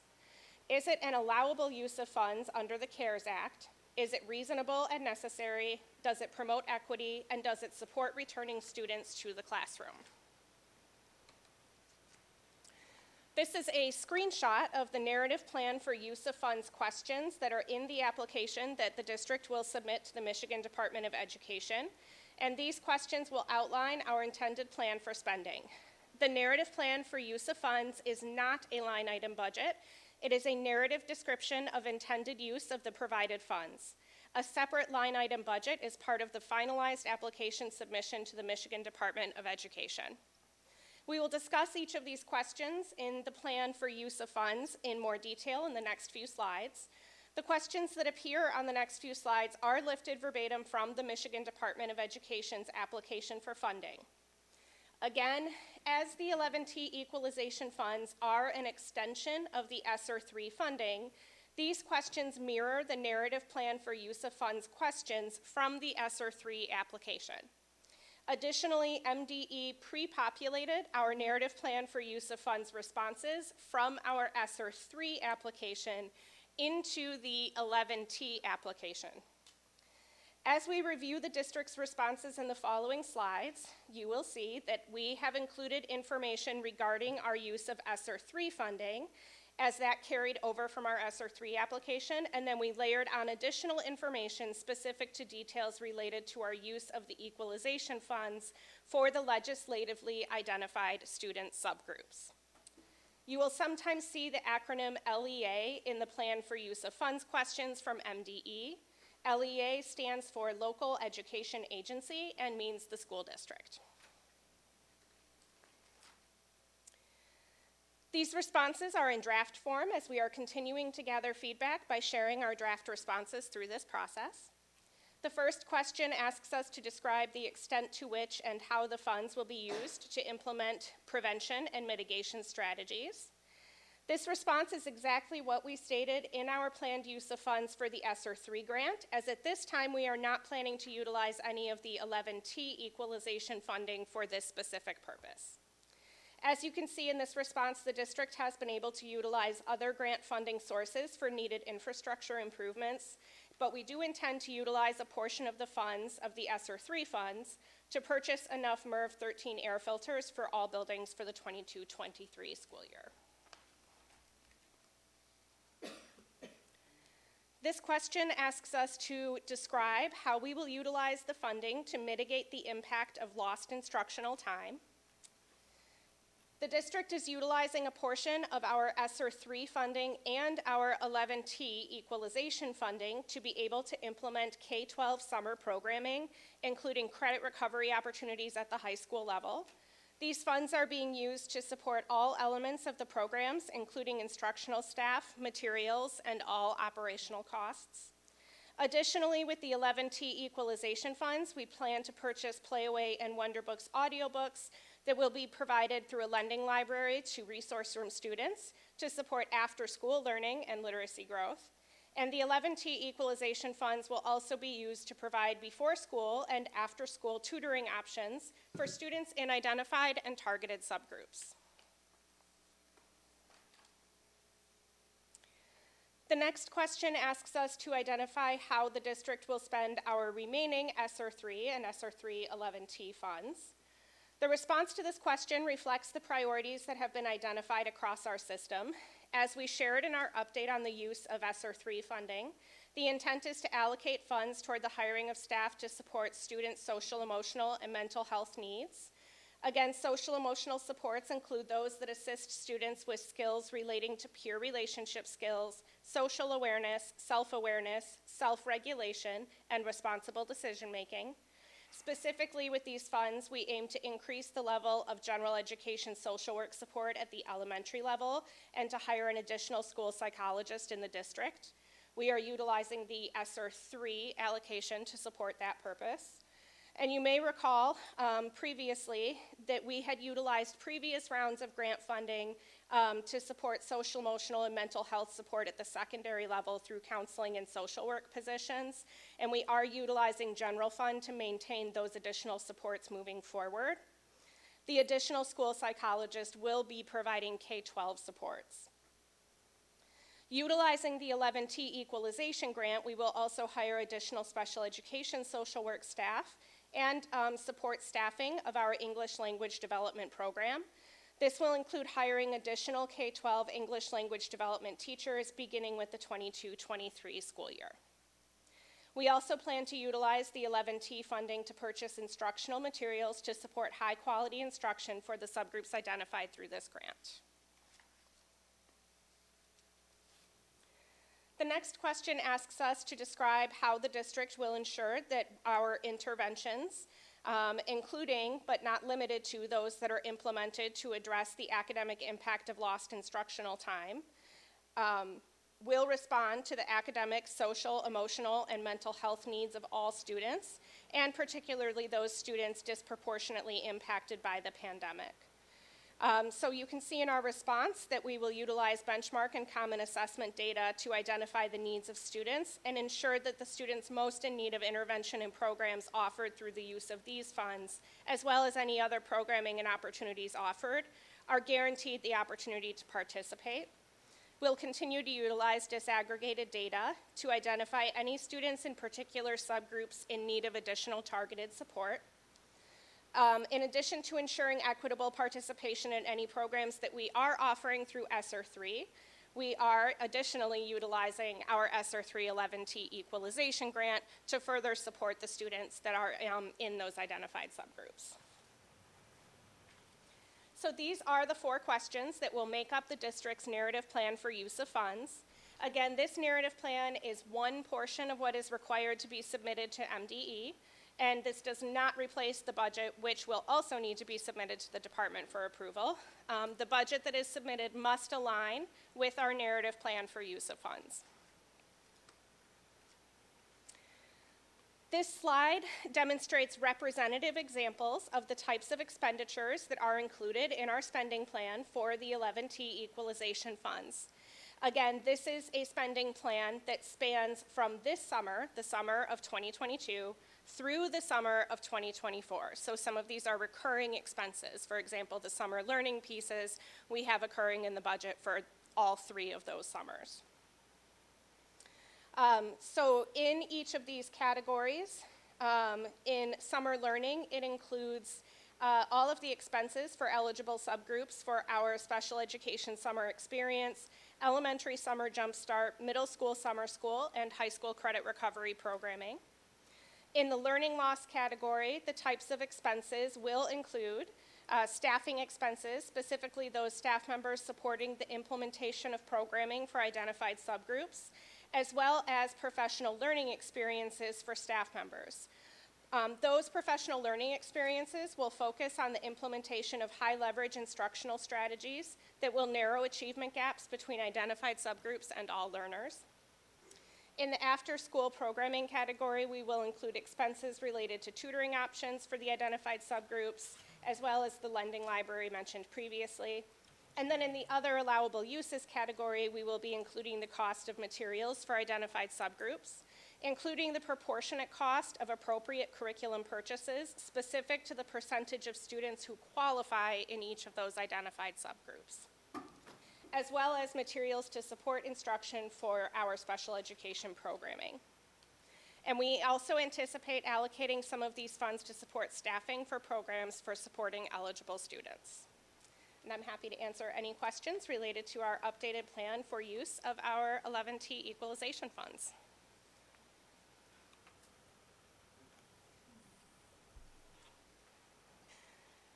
Not complain about a potential 11-page reading next meeting. Very nice, thank you. Anything else? I will apologize for skipping over you, Kelly. My alphabet wasn't working. Now that brings us to item G, our summer tax collection fee. Ms. Witt? The 2022 summer tax collection fees were presented in the 22-23 budget. They are the same as 2021 and have not increased at all.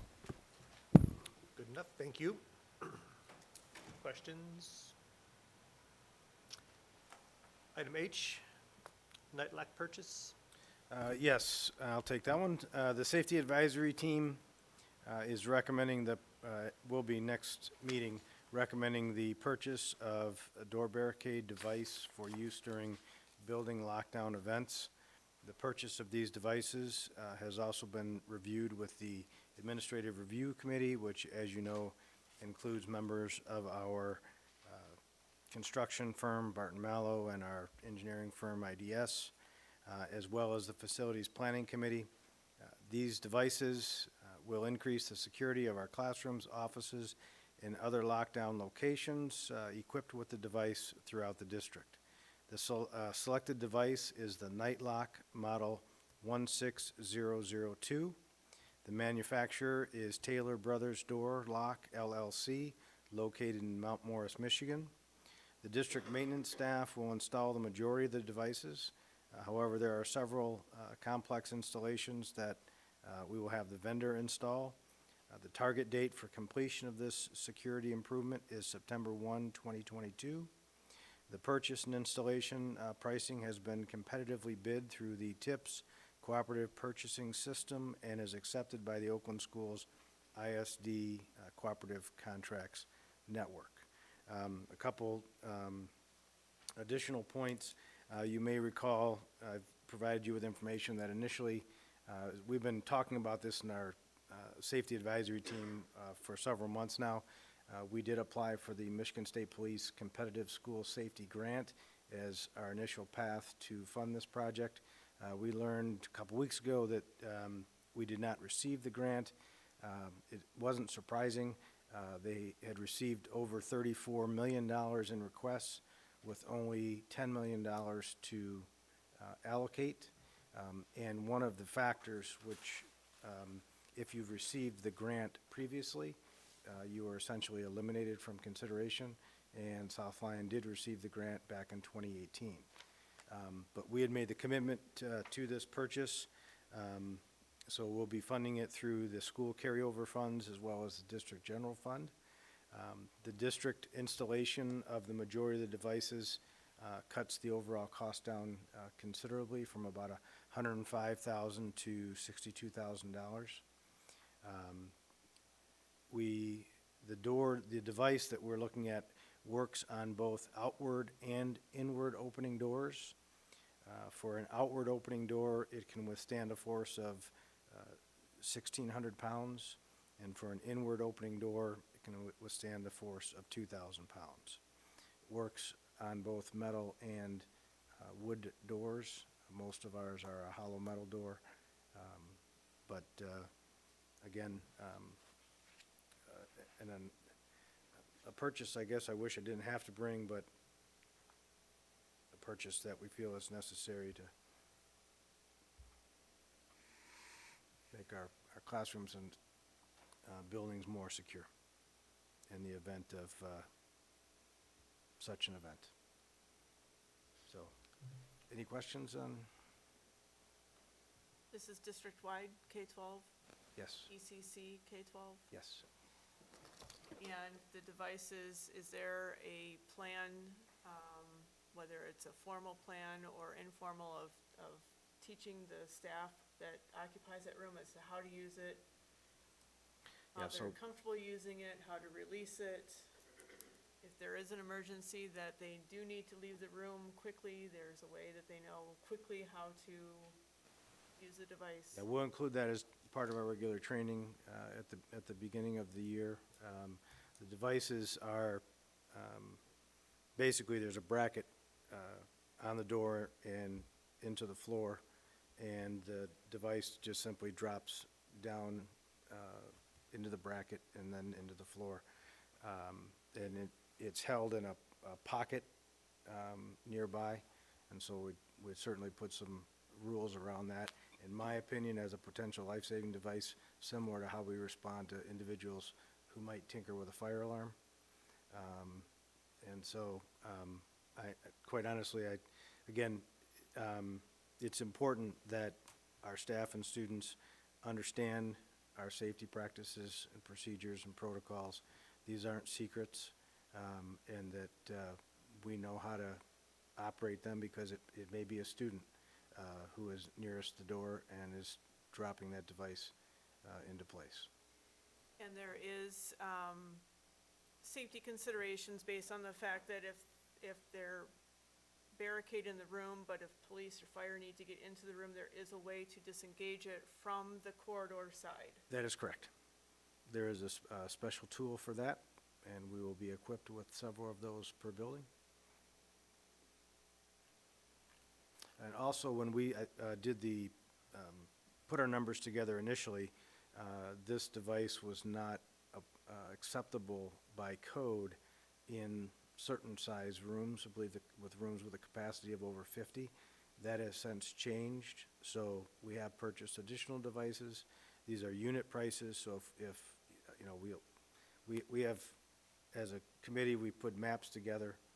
Again, we'll take a look at that, and if we need to alter locations or add locations, we will do that. So it's a different device for a high occupancy space, but still? Same device. Okay. Anything else? Just one more thing. You are working with the SROs, the sheriff and local city police on these devices, so, and as well as fire, so they are aware that we're putting these into the buildings and know where to find all the devices to release if necessary?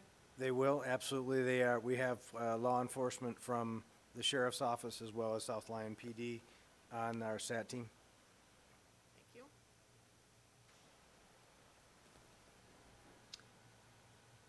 Item I, legislation.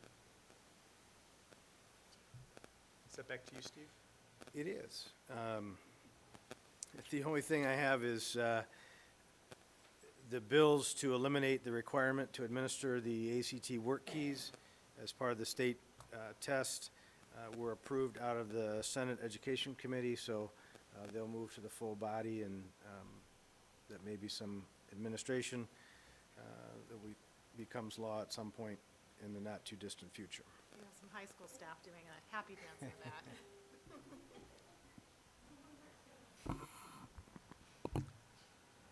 Item J is our board committee reports. Mr. Leftwith, do you have anything for legislative, rather? Nothing more than what Mr. Archibald reported on. Excellent, thank you. Mr. Bate, policy? I was not able to attend today. Anybody else for policy? I was at policy. We spent some time discussing graduation requirements for students with IEPs, and need to speak to some other committees before we bring anything forward to the board. Finance, is that you, Mr. Nothing I can add to what wasn't already said. Really? Okay. Facilities planning, Mr. Tell? We did not have a meeting since our last meeting. We meet next week, I think. Yeah, I think so. No, it's the first week of the month is when we meet, so. Got it. Curriculum and communications, I can field that one. Everything you've heard in the information and inquiry tonight, Ms. Cood, was bits there were discussed. The only thing that we also talked briefly about pilot course for the middle school in reading intervention. So everything else that we discussed in committee, you have heard about this evening already. Item K is other. Is there any other things for other? Item 13, our Educational Foundation report. Ms. Youngcliffe-Pierce. So the foundation hosted its photo shoot over the weekend. They want to thank all of the parents and families who came for those photos, as well as the 2 teachers who volunteered their time to take those pictures. So those continue to be popular, so we're glad to support that. They are now working on sponsorships for the kindergarten bags, which were a huge success last year, where it was a backpack with a huge amount of items, scissors, crayons, whiteboards, a lot of things that maybe some kindergartners don't have at home that were in that, as well as a Grow With Me t-shirt, where the kids can take a picture each year. So they are looking for sponsors for that. Last year it ended up with about 625 bags, so if you multiply it out there, it's quite an expense, and Thankfully, everything was fully sponsored last year, so they're hoping to do that again this year. So if you have any businesses or own a business and would like to consider, please check out the SLEF website. And Star Awards for our SLCS staff have been a huge success, especially throughout this initial Teacher Appreciation Week and hopefully a whole entire month of appreciation.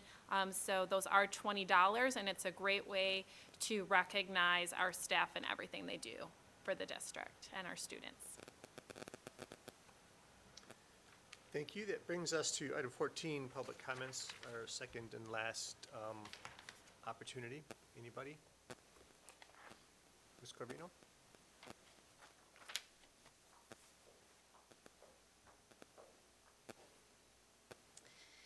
I just would like to take the opportunity to also provide my own legislative updates, because I think that this is a really good forum and a great opportunity to have families in our community who are invested in education to reach out as constituents to our representatives, which we've elected, to let them know how we feel about the things that they're pushing in the House and in the Senate. And some of those things include, you might be interested to know if you have a special interest in special education and funding per pupil in special education, that there's an amendment proposed to the School Act. You might want to look into that, HB 6095.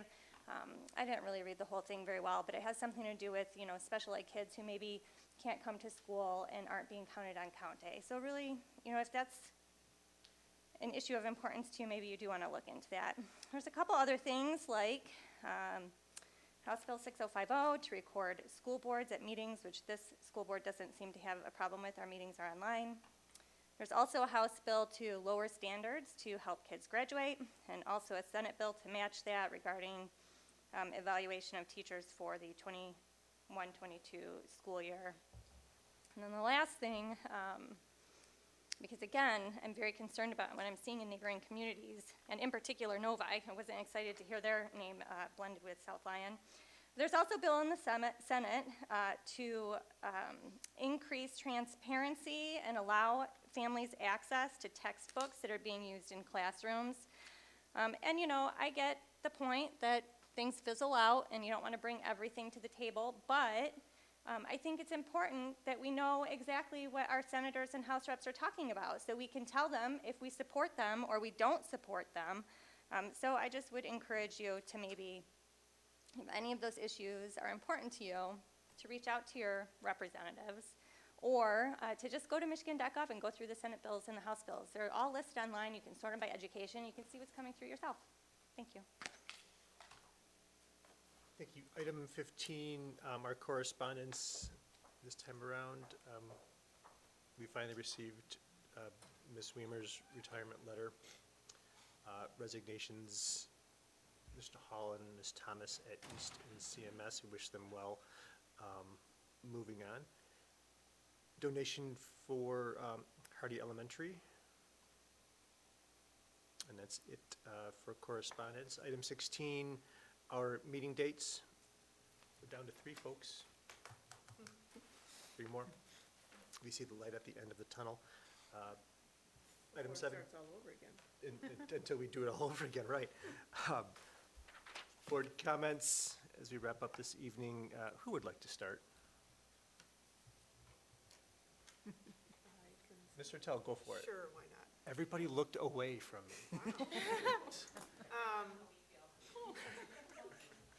First thing I wanted to mention tonight is on Fridays, I worked out a deal with my employer. I work full-time, but I am able to volunteer at Centennial on Friday mornings, and I'm one of the copy moms. And I have also been hornswoggled into helping in lunchroom A because they don't have enough staff lunch monitors and volunteers to do that. And as I was walking into the 6th grade office to do my copies, instead of a, hi, how you doing, it was, can you sub today? And unfortunately, I cannot as a school board member because that is a paid position. And I do have a job on Friday, so I have to leave by 11:30 to get to my work.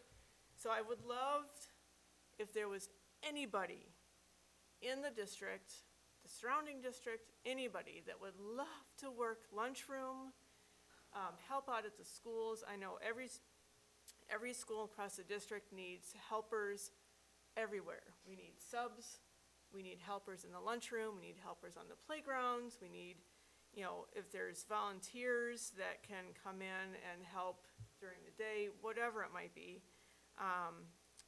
You know, it's to watch this, you know, obviously I'm in the building on Fridays for CMS, but I know it's daily there, it's daily everywhere.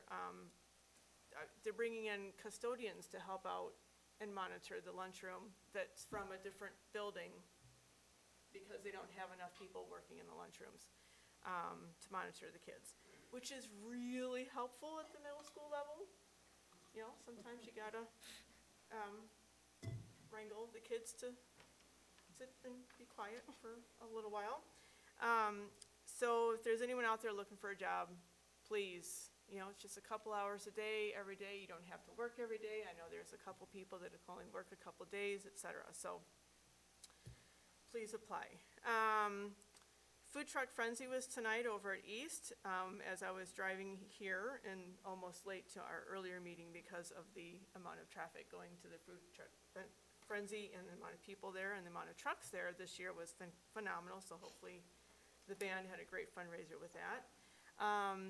Peers, I wanted to mention that they did a great presentation, and being a Southline High School parent, I got multiple correspondences from Mr. Brennan about the birthday party for Nick and how the lacrosse team came out for that, and it just like was phenomenal. Just a great experience for all those kids, and for the kids of the lacrosse team and the coach to kind of take it upon themselves to do that for somebody that, you know, just hasn't had a birthday party with other kids at.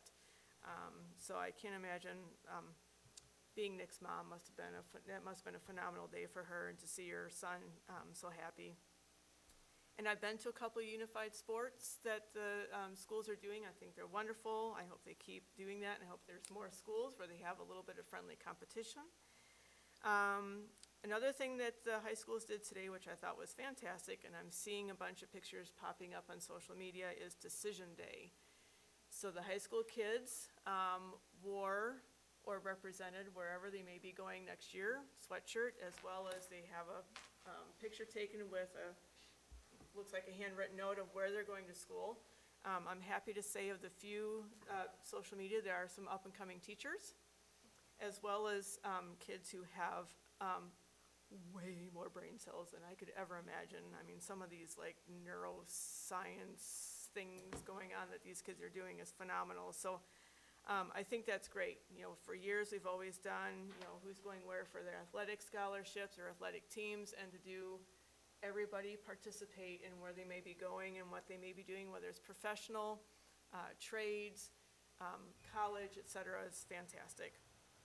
And I also saw on social media tonight as I was cruising with the kids is, which I completely forgot since my kid's in it, Music in the Park at McCaddy is on Friday at 7 o'clock, and it's going to be the a cappella group from choir and the jazz band. And what I didn't realize is this is the first time they've been able to do it in 3 years. So they're getting back to doing some fun things at the park. So come support the choir a cappella kids and the jazz band from the high school. And that's all that I have. How about Mr. Abate next? Thank you, Mr. Tell. You're calling on us now because we didn't volunteer, is that it? I got your, You looked away. I got your game. What were you, were you Pretended I wouldn't call. a teacher or something, Kennedy? Is that how that is? Maybe. I'm so glad the peers were able to come tonight. Peers programs are outstanding, and it's just, you know, the perspective that provides for our students to just, you know, get an understanding of their classmates and students who, you know, to have some situations that they deal with on a daily basis that a lot of folks don't understand, and to help them, you know, feel a part of everything that goes on. Our schools need to be a place for everybody, and for every kid in these groups that that's a leader that wants to go and help all of our kids feel connected and feel part of everything we do. That's just an amazing thing. I hope it continues to grow, and I was really glad to see them. Thank you so much, as always, for the volumes of information that you have to compile and present to us, and certainly the work that goes into the actual budgeting and the planning for those things. We do appreciate it, even when we don't know where to even begin to dig in for questions and so forth. And Judy, congratulations again. Thank you for spending so many Mondays with us, and for passing the torch to Peggy. Welcome to Peggy. Thank you in advance for spending many Mondays with us. And that's all I have. Good night, everybody. Mr. Schwegler, you looked over. I made eye contact. Yeah, again, the Peers program seems to be such a wonderful program, and what better way to build the leadership skills those kids are going to need than to take part at such a young age. So I really commend the program for what they're doing. I do want to just make one comment on the experience I had last week as my children went through the middle school band programs. They're part of Millennium's band programs, and I can't tell you how impressed Miss Watson's leadership was. The fact that those kids have been, I don't know how many virtual days that they have learning. So I watched my kids recording videos at home over the last couple of years. I'm blown away at how good they were with how little class time they've had. And the high school directors are going to have some great students coming up. There's some really talented kids there. Thanks again, as Tony said, for all the hard work that goes into all the presentations we saw tonight. Congrats again to Judy. Welcome, Peggy. That's all I have too. Mr. Leftwich? Yeah, just quickly, thank you for coming tonight, everybody. Nice to see some teachers in the audience, and you stayed for the long haul.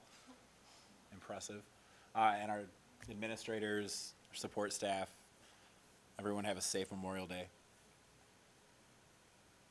Ms. Junkless Pierce? I'll start out with, I know there's been questions about, and you hear people commenting about social emotional learning and its misinterpretation and comparisons to CRT, but the district has really made it a position to focus on our social emotional learning dogs. And I heard a great story the other day. Hardy Elementary is the first elementary that has Hattie as a dog, and there was a kindergartner who was really struggling, really upset, did not want to come into school that day, and the principal was able to take Hattie with that child, and step by step, the dog, Hattie would bump her head up against his hand and get him to take step forward, and he calmed down and then was able to make it to class that day. And at all the levels, our high schools and our elementary school and hopefully our middle school soon, they are making a huge difference, and I really hope we continue to support that and the community sees the difference that they're making and we continue to grow that program. But I thought it was a really great story to share that while it may not seem like a traditional part of the educational model, these are amazing resources that really make a difference. And thank you to our staff who are acting as the caregivers for that, and everybody's help and the community support. There's Amazon wish list, follow them. They have their own Facebook page for the social emotional learning dogs. But I thought that was a really great story to share about the difference that they're making. Tremendous work by the Peers program. Sometimes our high school students get a bad rap for potentially not caring enough and being really invested in just themselves. And it really shows how much our high school students care about everyone within that building, and they go above and beyond every day to make sure that everyone feels included. And so keep up the amazing work there. Again, thank you to Mr. Monty and the SLEA for bringing these great stories and really shining light on the great things that go in our district. And a huge thank you to Mr. Monty, because when we hear about teachers who are able to step up and run our whole track program, that's something that the kids weren't going to have. It takes so much time, and it's time away from things that you may want to do in your personal life, but you are making a difference. And I watch you guys on social media, and it's just amazing the work that you're doing. So kudos to you. Thank you to Ms. Witt for all your work and your team's work. This budget has been huge work, and these grants and the amount that goes into it, the amount of hours that you must spend on it. So thank you so much for your time, and thank you to Ms. Engblom, because these ESSER funds and the grants and the consistent changes and trying to figure out how we're going to make this work, you have put together phenomenal presentations that you have to give over and over again. And so thank you so much for all of your hard work on that, and I know it will go a long way to really support our students in their growth post this pandemic. And amazing work to all the informances that happened at the elementary level. It's been a long time since our 4th and 5th graders have gotten to have those, so amazing work, and I know the students really loved it, and thank you to everybody at the 5th grade level. To be able to have these day camps and all of our parent chaperones, all the teachers' work, and all the events that they're getting to have, it's really nice to be back to normal and then get to have those more traditional 5th grade experiences. So thank you to everybody. Thank you. I'll close by saying that I continue to be humbled by the work that our students and our staffs do every day, just because that's what they do. We appreciate that. I'm proud to be here and hear the good things that we hear about from each other. What our kids do, it does not go unnoticed. To our students who have AP tests this week, you're almost done, almost. In advance, congratulations and good work. There is certainly a lot going on that are good things, and we're all very busy. Let's keep that positive outlook, that making good decision mindset as we finish out the year. I've always said that when push comes to shove, when things get tough and rough and our kids are faced with challenges, they always do the right thing. They do help, they're empathetic, they do make good decisions, and I'm proud to be part of that. Welcome, Peggy. Thank you. Same thing to Judy. Thank you. It's not enough, but thank you. I think that's all I have. You know what that means. I'll make a motion to close the meeting. Second. All in favor signify by saying aye. Aye. We'll show the meeting adjourned at 9:07.